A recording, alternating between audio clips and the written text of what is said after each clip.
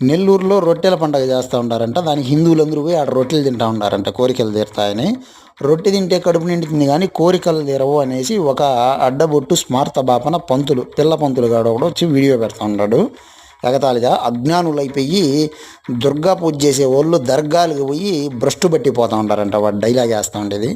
సరేరా, మళ్ళీ యోని పూజలు లింగ పూజలు చేసి ఉచ్చ తాగితే కోరికలు నెరవేరుతాయా? ఇవి చేస్తూ ఉంటారు కదా మీరు. లింగాలను చూపించుకొని పంచలు ఊడబిక్కొని నిగడదన్నుకొని ఆడవాళ్ళ బట్టలు ఇప్పేసి మర్మాంగాల పూజలు చేసి దాంట్లో స్రవించే యోని ద్రవాలని వాటినంతా తాగి చండాలం చేస్తూ ఉండేది ఎవరు? మీరు కాదా? దీని గురించి అడిగితే సమాధానం ఏం చెప్తావు? ముందు నీ ఇల్లు సక్రమంగా అడిగితే నీ బంగారం మంచిదిగా ఉంటే మళ్ళీ పక్కన ఉంది కడిగేదానికి చెంబులో నీళ్ళు ఎత్తుకొని పోరా, అయోమయమా అని చెప్పి గత కొన్నేళ్ళుగా అడుగుతా ఉన్నాం కదా. మళ్ళీ సమాధానం చెప్పాలి కదా. వాడు రొట్టె తిన్నాడు, ఇంకా నువ్వు నీ మతంలో ఉచ్చ కూడా తాగుతూ ఉండవు, గలీజు పనులు చేస్తూ ఉండవు.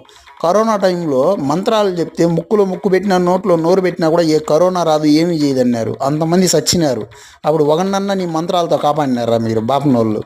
దీనికి చెప్పండి రా సమాధానం. కుక్క కొరికితే కూడా మంత్రం అంట. ప్రతిదానికి మంత్రాలతో చింతకాయలు రాలుతాయారా? ఏందిరా మీరురా అజ్ఞానాన్ని ప్రచారం చేసి సమాజాన్ని అధోగతిలోకి నెట్టేస్తూ ఉండేది. ఇతర మతాల వాళ్ళు కాదు, ముందు నీది ఏడు అది.